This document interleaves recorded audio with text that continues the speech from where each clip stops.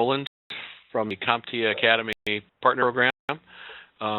Today we are continuing with our monthly professional development webinar series. And I'd like to have housekeeping items as we begin. First, this is a one-way audio reference, so make sure that you're logged in, your speakers are turned on. This webinar is going to be recorded, so if you drop off or miss part of it, it'll be recorded after the webinar. In a day or so, you will get an email that provides you with a link to the recording so you can watch the webinar later. You're obviously welcome to show this to students that may be in your classes, but that will happen probably early next week. One other point, if you look at the lower right-hand corner of your screen, there's a Q&A tab there. We're going to have Dr. Champa will be going through his presentation, and we will be allowing some time at the end for questions and answers. But feel free to submit questions throughout the presentation. Just know in advance that they won't be answered during the presentation. They'll be answered at the end. Also mention one thing. This professional development series was created out of sessions that have been presented over the last several years at our annual CompTIA Academy Educator Conference. And Champa has presented for us there several times. He did this particular session back in August during our most recent conference in Chicago. And I want to promote next year's conference, which will be held on July 26th through 28th in Orlando, Florida at the Caribe Royale Resort and Conference Center. There'll be one other day, though. The event will actually start on the 25th. We're doing some pre-conference training sessions on the 25th, and they'll be announced in just a few weeks on a web page. So if you're interested in that conference, please think about joining us in July in Orlando. So here's some other details. So we want to make sure that you are aware of the date, and high-quality presentations like the one you're about to hear are there. It's definitely a conference designed by educators for educators. So we look forward to join us if you possibly can. If you have questions about the event, contact any of your CompTIA Academy team members, and we can share with you information about past sessions and the run of the event. All right, so what I'd like to do next is introduce one of our good friends from Western Kentucky University. This is Jill Thielman and I, trying to promote the school colors here. But Dr. Mark Champa is a professor at Western Kentucky University. He's the author of a couple of different books that map to CompTIA certifications, notably Security Plus and Healthcare IT. So without further ado, let's welcome Dr. Mark Champa and let him commence presentation. Thank you, Alan. Hi, everybody. I'm Mark Champa from Western Kentucky University, and we're going to be talking about the human firewall, teaching security awareness to students. A very interesting study came out in late summer, in which some 230 security experts were asked, what are top 5 things that a person should do in order to stay secure while they're online? And that same question was asked of just under 300 everyday average computer users about what do you think are the top 5 things that you should do in order to stay safe while you're online. And this was the list of tasks which individuals could choose from about what we do to stay safe online. And the authors of this paper then compared what the experts said to stay safe with the non-experts said to do stay safe. That the two would probably match up fairly closely in that the everyday users and non-experts would be listening to what experts were saying regarding here's what you should do to stay safe. However, the results were much different than what was anticipated. This comparison of what the experts and the non-experts said The expert said, and these are listed in red, the most important thing you should do would be to do all software updates and use unique passwords and then use two-factor authentication. Those are the top three. Yet non-expert said the most important thing you should do was use antivirus, which didn't even make the experts list. You should use strong passwords, which the experts also said.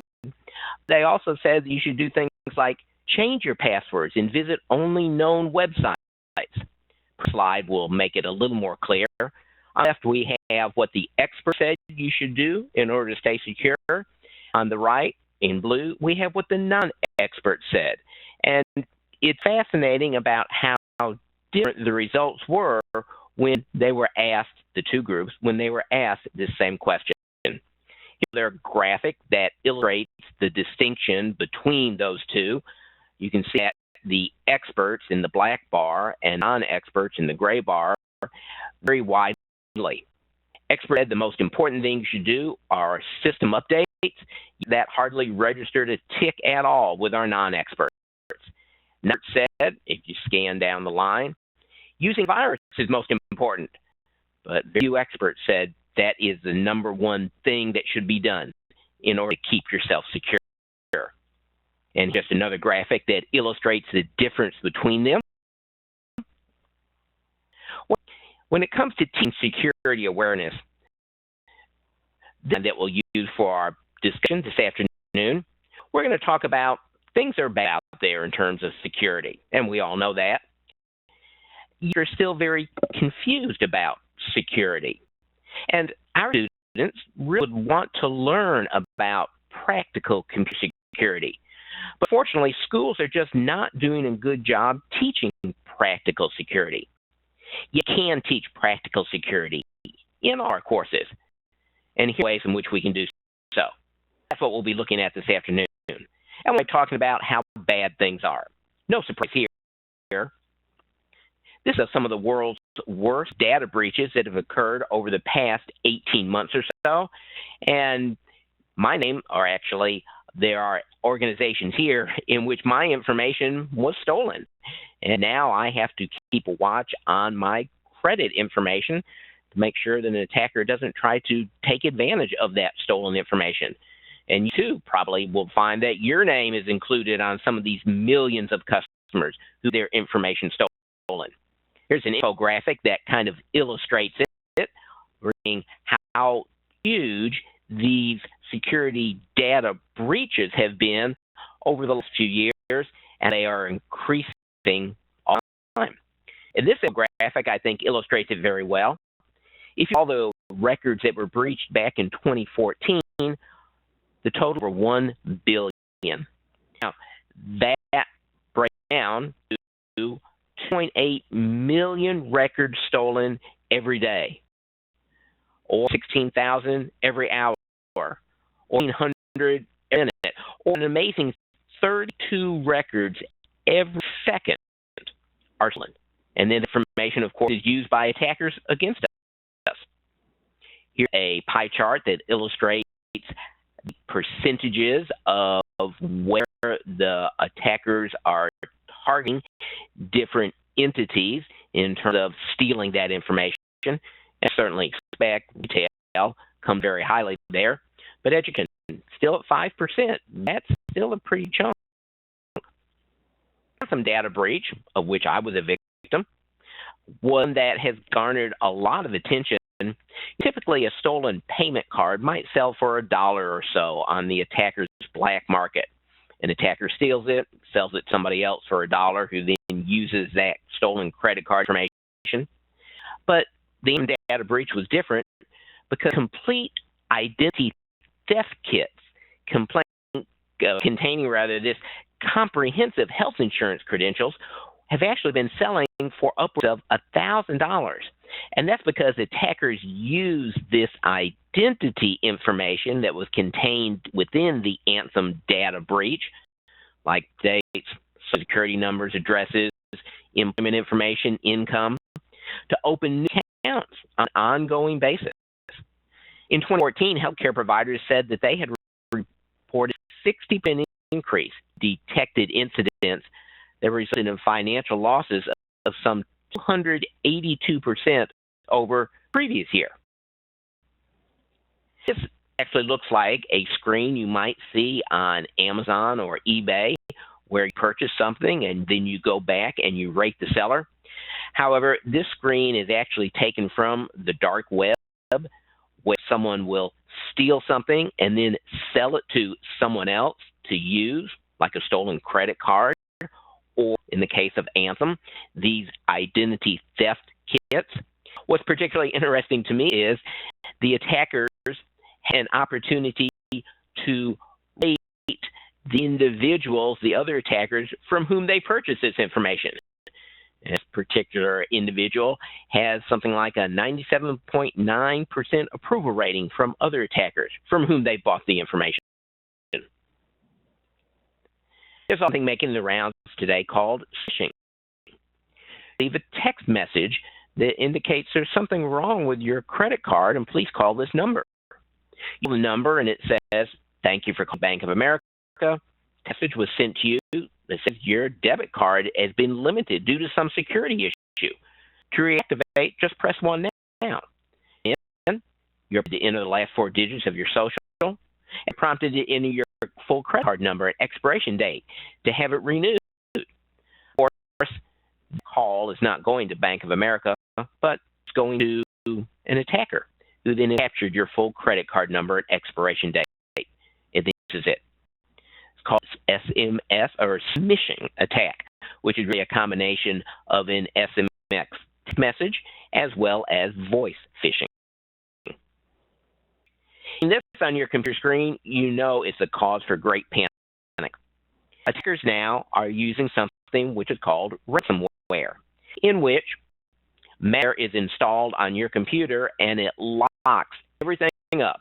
It's all encrypted, and you can't do anything at all until you pay a fee to get the decryption key. Now, attackers have been using this for about the last 3 to 4 years, but over that time, they've become increasingly sophisticated. Notice that in this screen capture, it shows that your files are encrypted, and you click in order to make a payment so that you can get your files decrypted. But compare with this next screen. Notice a real sense of urgency. With attackers now are saying, you only have 48 hours or 95 hours in which to submit your payment.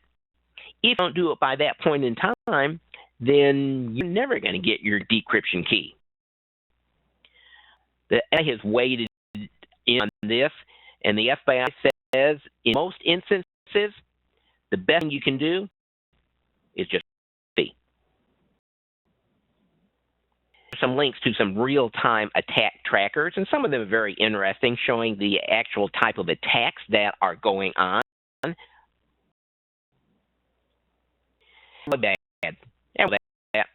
About 431 million adults experienced some type of cybercrime in the last year, and that's down to about 1 million daily victims, or 14 each second. In line over 49 hours per week. And I tell them, if you're online over 49 hours per week, then you've got some serious social problems. But if you're online over 49 hours per week, then you've got a 79% chance of being a victim of a cyber crime. 1 in 2.27 is your odds of becoming a cybercrime victim. Cybercrime generates about $388 billion annually.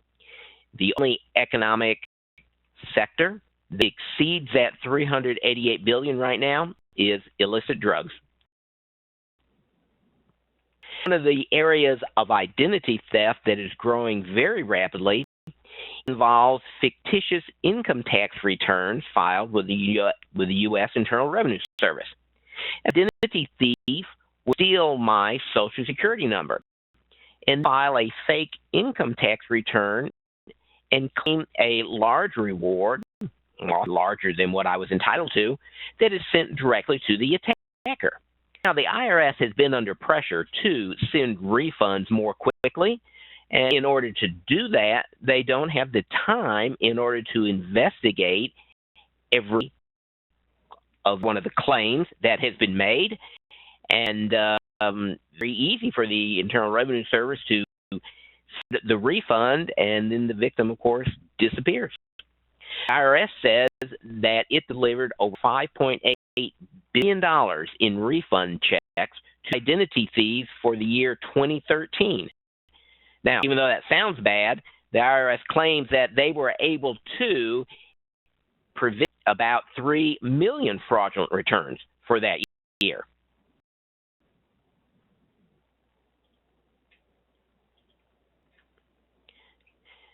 Illustrates the smartphone user use worldwide. And we can see, of course, it's dramatically increasing, where it's estimated there'll be some 2.7 billion smartphone users. But many of those smartphone users actually have some type of protection on their smartphone. Because a smartphone is simply a small handheld computer anymore, yet it's one of the mobile devices that is often overlooked in terms of providing adequate protection.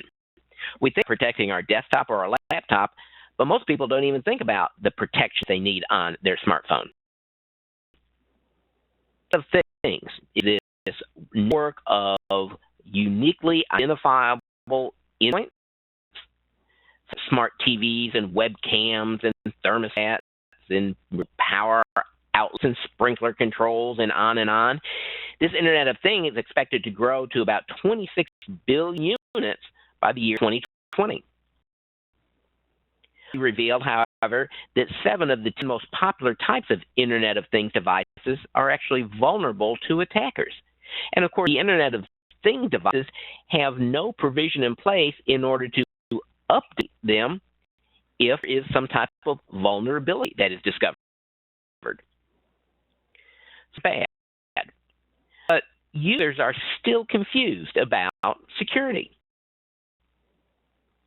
In a survey, about 88% of users said, I use my desk computer or laptop computer for online banking or stock trading, reviewing personal information. And 98% of them said, I'd like to be able to know the risk level of a website before I visit it. But said they don't know how to do so. 92% of them said, my antivirus software is up to date. But when their computers were actually examined, only half, 51%, had current antivirus software that had been updated within the last 7 days. 5% of the users had never heard of the term phishing, and only about 22% of them had any type of anti-spyware installed, had a firewall, and had antivirus protection that had even been updated within the last 7 days. American, British, German adult computer users found that 40% of them do not always update software in their computers when they are first prompted to do so. About 25% of them even said, I don't even know how to check to see if my software needs to be updated. A lot of reasons why there is an increase in attacks today. We talk about the speed, the more sophisticated attack tools, the delays in user patching. One that always makes the list is attacks today continue to exploit the ignorance and the confusion that you have. There's over different types of attacks. Users would struggle to see what the difference is between a worm or a virus or adware or spyware. And there's likewise much confusion over different types of defenses. What does a virus do? What's a firewall do? What do patches do? Users have been asked to make security decisions and perform some type of technical procedures. But fortunately, they haven't been given the appropriate training in those informed security decisions. I ask my students sometimes to think of a typical user that they might know, family member, friend, whatever the case may be, and suppose one of these questions popped up on that user screen. Permission to open this port. What would that typical user say? Well, most of the users would say, sure, why not? Or, it's safe to unquarantine this attachment. If that message comes up on the screen, what would most users say? Yeah, sure. Or might install this add-in. Again, the response of most users is, well, sure, I guess. I'm not really sure what that might do, but go ahead. It sounds like I'm getting an additional benefit that I might not have had before. But of course, all these revolve around security. There are a lot of user misconceptions. I don't know anything on a computer that an attacker might want, I sometimes hear. You ask the person, what happen to have on your computer something that might contain your social security number, or do you use your computer for banking, or do you have a resume on there that might have, as we go down the list, they quickly discover that there is information on their computer that an attacker might like to get their hands on. The misconception is, I've got antivirus software, so I'm protected. Antivirus software can provide a very small degree of protection. Having it installed is not the magic silver bullet. Individuals think that the IT department is responsible for security. Well, the IT department provides some level of security, but today a large percentage of it, the responsibility, is on the shoulders of the user. And one of my favorite, my Apple computer is safe because it is not attacked like Windows PCs are. Well, Apple makes a great product. However, Apple computers have vulnerabilities to them just like Windows computers do. This is still around. Just recently, someone I know received this email from an individual who claimed to be from the Bank of Africa and needed a place to park $12.5 million US and wanted to know if they could put it in this particular person's bank account. Well, kind of laugh and say, oh my, this scheme has been around for a dozen years or so. The FBI reports that somewhere upwards of $40 million every year is stolen out of individuals' bank accounts because they fall to these type of attacks. They're bad in security, and are still confused. But students today want to learn about practical computer security. Done by the Pew Institute earlier this year, and were asked, what crimes do you worry about the most? And the number one crime Americans worry about the most is having their credit card information that's at stores stolen by computer hackers. That ranks even higher in terms of worry, getting mugged, being sexually assaulted, actually even getting murdered. We did a survey of some 679 students at a university in Kentucky and a North Carolina community college on the very first day of an Introduction to Computers class, before any instruction had been done, and the students had had no previous computer courses at the school. I wanted to ask these students if specific security items were important to them, and a part of that survey. And what we expected was that students might have said that these items are important to me in terms of security, but we anticipated that most students would say, well, no, they're really not that important. We're surprised at the results. Here, that number one means extremely important, that some 400 plus students said having antivirus software on my personal computer was extremely important. Same thing regarding firewalls. When they think about securing their wireless connection, about 350 said it's extremely important. About protecting themselves from phishing. About using spam filters. Came away from this study realizing that students do want to learn computer security. Interestingly, it even broke down farther than that. For instance, female students were most interested in wanting to know about scanning for malware and creating backups, using antivirus, and securing wireless networks. All things are bad, and users are still confused about security, and our students want to learn about practical security. But unfortunately, we're not doing a good job in teaching practical computer security.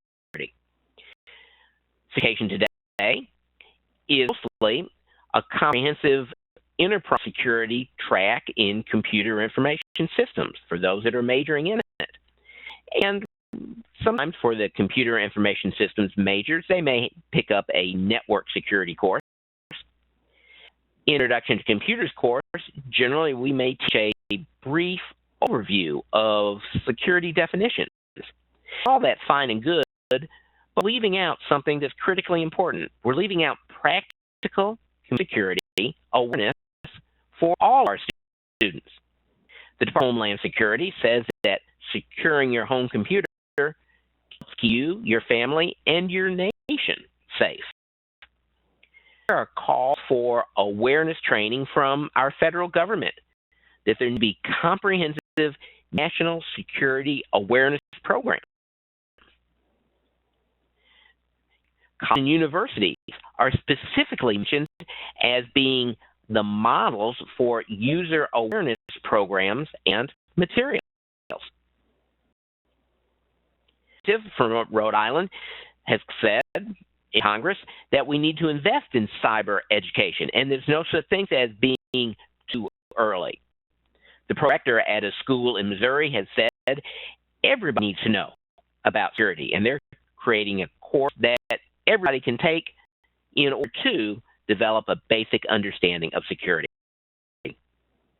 Researchers likewise say that higher education is responsible for providing security awareness instruction to meet current demands and prepare students for employment. This instruction shouldn't be limited to just higher ed, but it should even start as early as kindergarten. Things are bad and users are confused.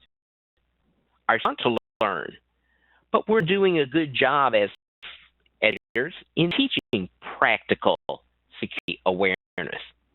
But we can teach practical security in our courses.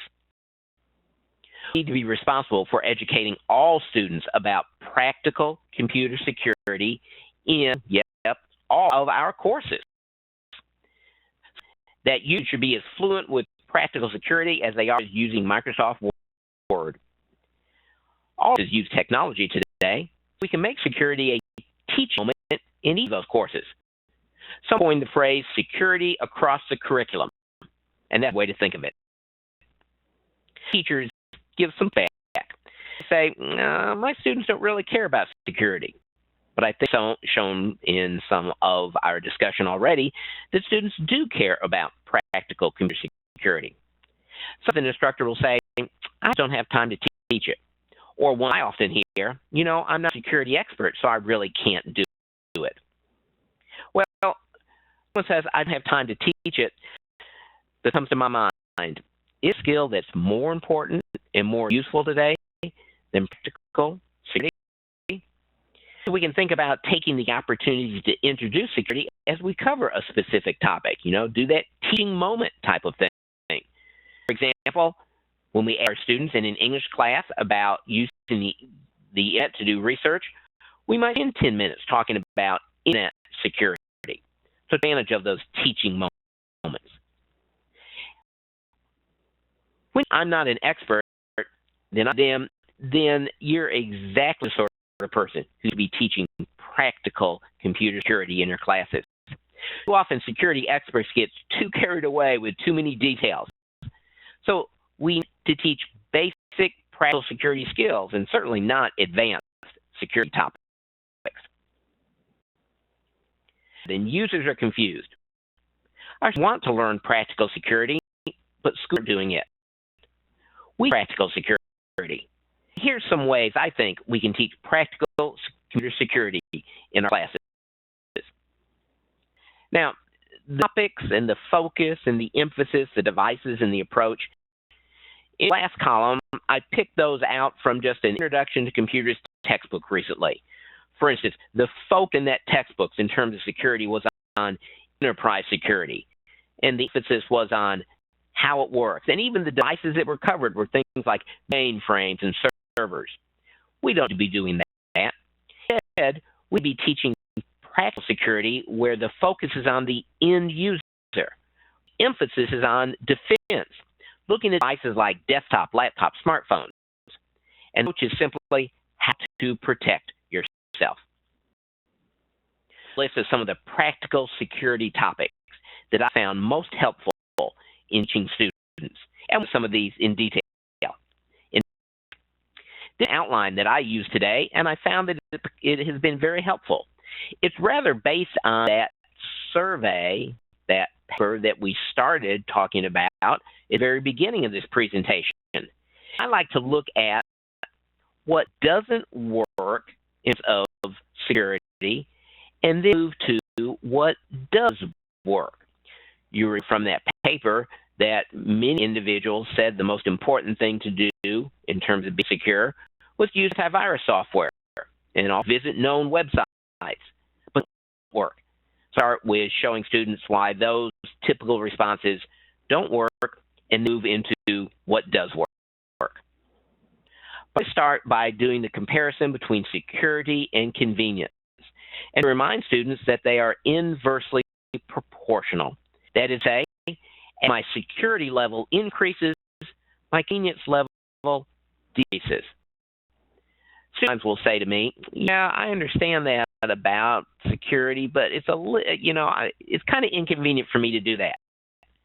And I just slide and I remind them, remember, as we increase security, we're decreasing many times our convenience level, but it really is a valid trade-off. Talking about what doesn't work in terms of practical computer security. You'll remember in the comparison between the experts and the non-experts, non-experts said the number one thing you should do is to use antivirus. But that's a list among the experts. And because using antivirus is not effective in terms of keeping our computers secure today. One time installing anti-malware software was considered to be the primary defense against attackers, and antivirus software was the first anti-malware software packages.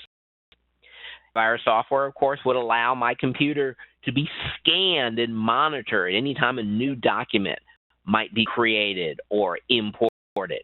And then if a virus was detected, that particular file could be quarantined or even deleted. And this is a sample screen of how a typical antivirus software package would work. Today, viruses are only one type of attack, with many different types, like worms and trojans and ransomware, which virus software will not track.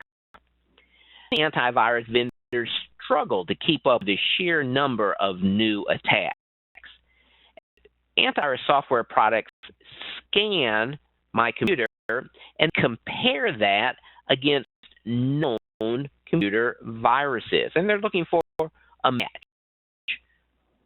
Matches are made possible because a signature file is to be applied to my computer on a regular basis, containing a signature, a snapshot of the latest computer viruses.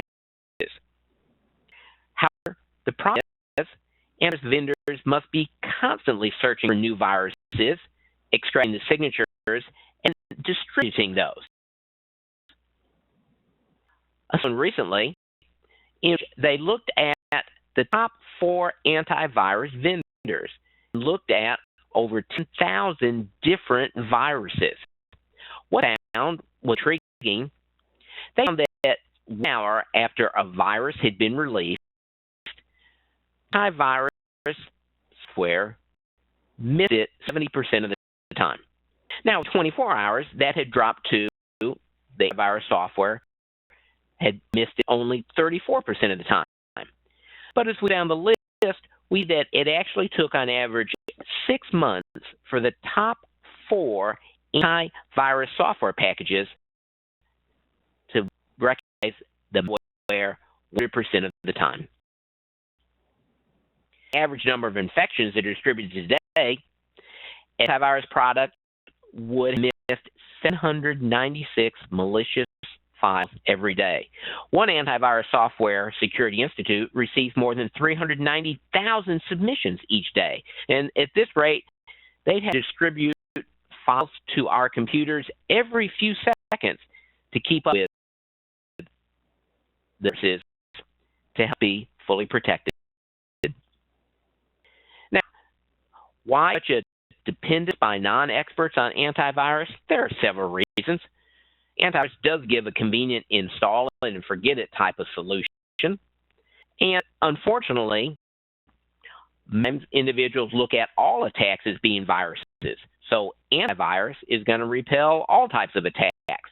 And oftentimes, the news media will talk about, be sure you have antivirus software installed on your computer as number one type of defense.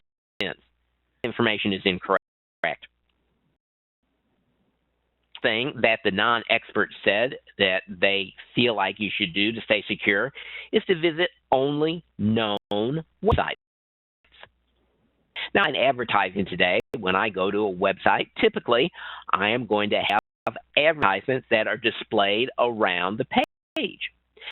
These usually don't come from the main site itself. Rather, third-party advertising networks use their content to display ads on a particular page. So when I go to a site's page, my web browser is silently connecting to dozens of these advertising networks in which ad banners and pop-up ads and maybe even video files are then displayed. An example of that, I went out and I looked for New Balance shoes and then to a particular site that sold shoes, and lo and behold, an ad popped up to the side about a new type of New Balance running shoe. Well, it's just an example of that ad was distributed by a third-party ad network. Now, introduced a new term into our vocabulary called malvertising. Hackers today are using these third-party ad networks to distribute their malware to unsuspecting users. The attackers may infect the third-party ad network. Their malware is distributed, or the attackers may even promote themselves as being reputable third-party advertisers in order to distribute their malware. Illustration of how that might occur: of accessing a particular website, and they get ads from several reputable ad networks, but get them from an attacker ad network as well. Times and Reuters, Yahoo, Bloomberg, and even Google itself, among many others, have been infected with malvertising. And a year, about 12.4 billion malvertisements were distributed. Malvertising occurs on big-name websites. So I might be visiting a website such as Walmart.com, and my computer becomes infected, but not because Walmart had a problem, but because these third-party advertising networks had put their malware to my web browser and it infected then my computer. The website owners have no knowledge of this malware being distributed at all. Well, those are just two of the things of the individuals who said this is what I should do to keep my computer secure, but they work. It really does work in terms of teaching security awareness. What should I do in order to keep my computer secure? Well, list passwords and phishing attacks, personal defenses, and mobile defenses in the time that we have left. Passwords. I start with passwords because everybody has passwords, and just about everybody abuses their passwords. My students, which one of these is better? The first one or the second one? Which one of these would be a better, stronger password? And every time I do this, I have about 90% of the students who will say that the second password, the complex one, the XP4, is better because it's more complex. However, that's correct. Length always trumps complexity when it comes to passwords. They say a longer password is always better than an order, even complex one. Suppose a keyboard that only had 3 keys on it, A, B, and C key. If you create a 2-character password, how many different passwords could I create? Well, I could create AA, AB, AC, BB, BC, CA, CD, and CC. So if I had a keyboard that had 3 keys and I had to create a 2-character password, I create 9 possible passwords. I ask my students, what's the relationship between those numbers? 3, 2, and 9. And majors will think for a moment and will say, oh, 3 raised to the power of 2 is 9. So there is the formula. Take the number of keys on the keyboard, raise it to the password length, and the total number of possible passwords. So if I have a keyboard that has 80 keys on it, and my password length is only 2, that makes 6,400 possible passwords. What if the keyboard with 80 keys, but I raise my password length to 3? Well, the number of possible passwords up to 512,000. If my password length is to 4, 4 million. If it's to 5, it's 3 billion. We see that as the length of my password gets longer, that's the total number of possible passwords that's longer. So my students, okay, I'm thinking of a number. I'm thinking between 1 and 3, and I ask a student to guess that number. And invariably, this will take 1 or 2 tries, and they'll guess the number I'm thinking of. And I say, good. I'm thinking of a number between 1 and 1 trillion. Guess the number. Well, they're not going to be possible for them to guess that number during our class time. This illustrates the fact that longer passwords for the attackers took more attempts to break my password. There are very good websites that illustrate this principle. Favorite is How Secure Is My Password? Go to this website and you can enter a password, what it is, and tell how long it would take a typical desktop PC to crack a password. I've entered a password of 7 characters in length. And of course, How Secure Is My Password? It would a desktop PC about 19 seconds to crack a password 7 characters in length. The length of that password. Increase the length to 14 characters, it would take up to 511 years for that password to be cracked. The longer my password is, the more secure that it is. Now, there are a lot of problems with passwords. Should be long and should be complex, but of course these are difficult to memorize and then accurately recall. And today we're faced with so many different accounts that we have. Count up all the different accounts you have that require a password. Average student has 26 different accounts that require a password. And many expire after a set period of time. And sometimes we can't even recycle or reuse the same password. So what we do is we create weak passwords. A password that's a common word, is short, contains personal information, maybe the predictable use of characters. But perhaps that we can do today with our passwords, besides making them too short, is to reuse the same password on multiple accounts.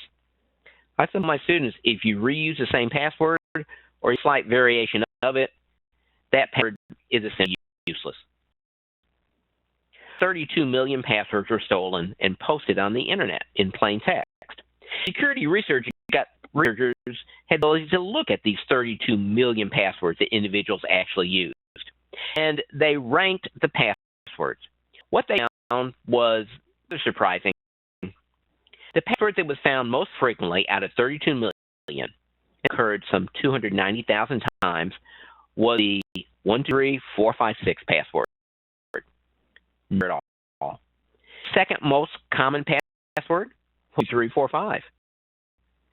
The common password was word. The 10th most common password was still ABC123. We did a terrible job of creating passwords.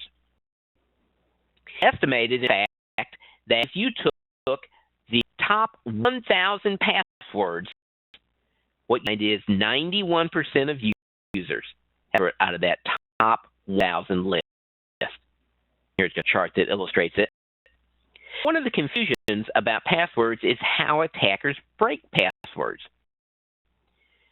I try to break my password by simply guessing it, randomly typing stuff in at the password prompt.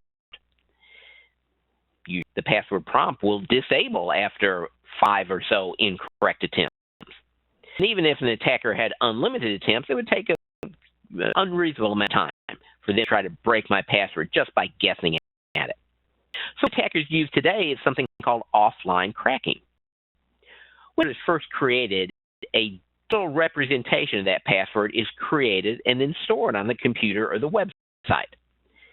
That's simply called a digest. Now, when a user later re-enters their password, that same algorithm is applied to what they typed. And if there's a match with what they typed, as what is stored, that was the algorithm, the user is approved. So, as their username and password, and that digest is on the computer and then compared. So, how to break passwords? Hackers want to steal this file of the password digest and then use their own powerful computers to break the passwords. In fact, there recently was a security researcher who is able to generate some 350 billion passwords per second to try to crack this password digest file. There are some websites out there that will allow you to create a hash and crack the hash. Like I actually did this in one of my classes. We were passwords of 10 characters in length and create a hash from it.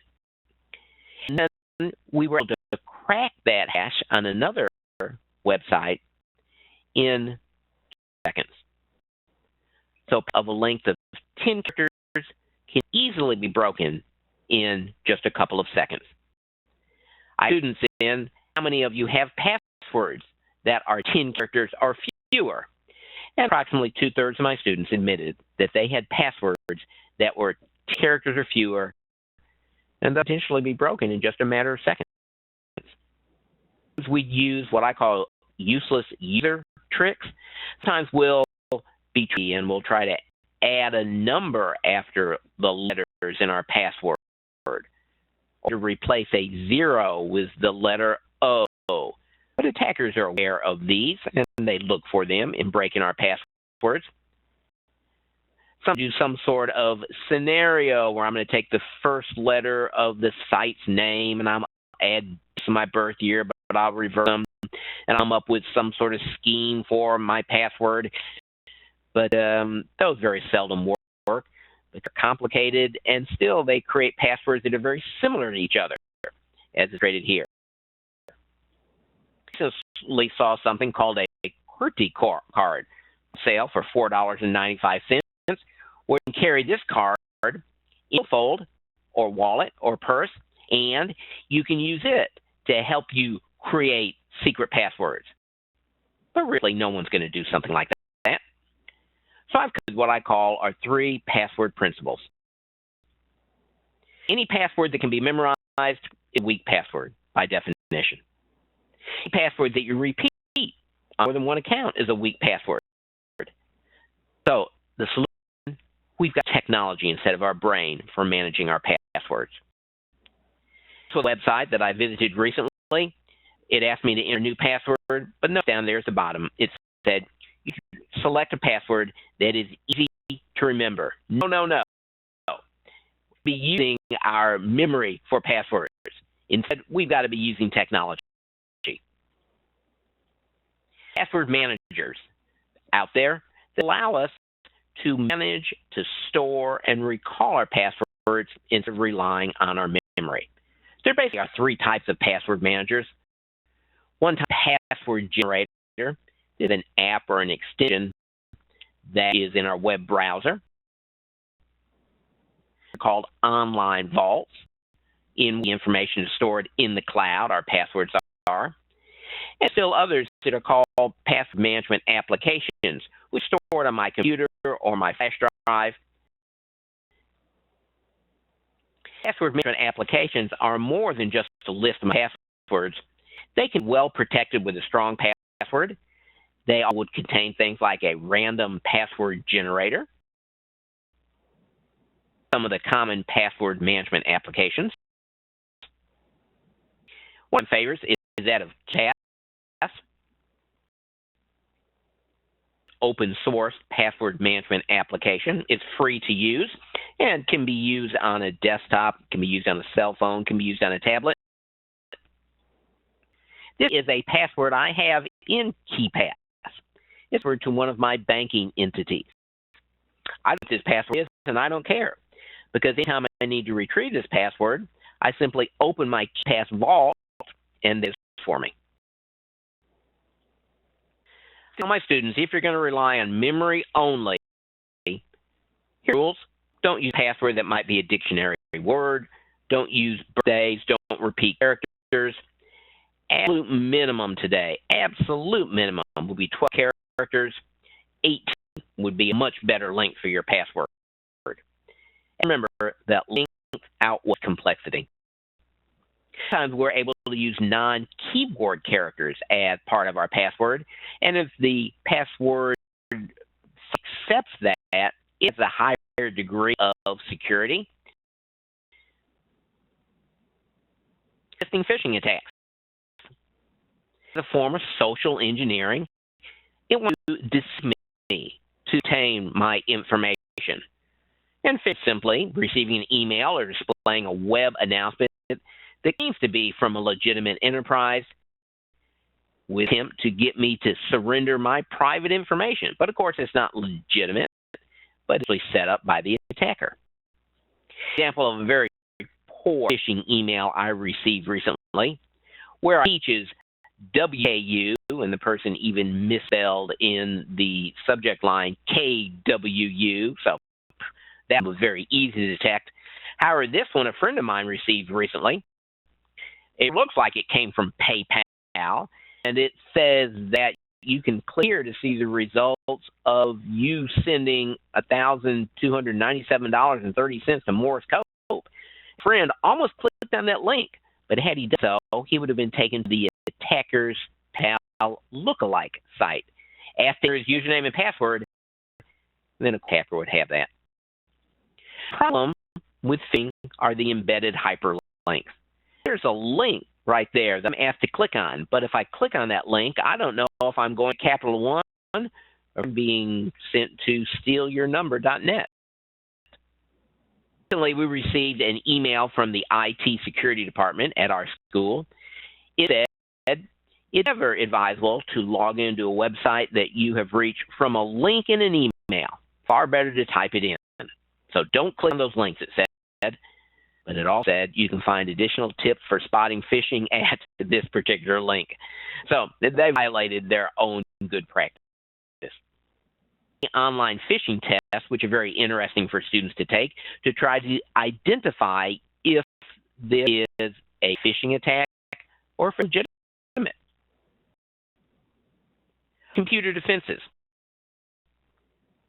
A patch is a software update in which the vendor has found some type of security vulnerability, and so a patch is distributed to fix that vulnerability.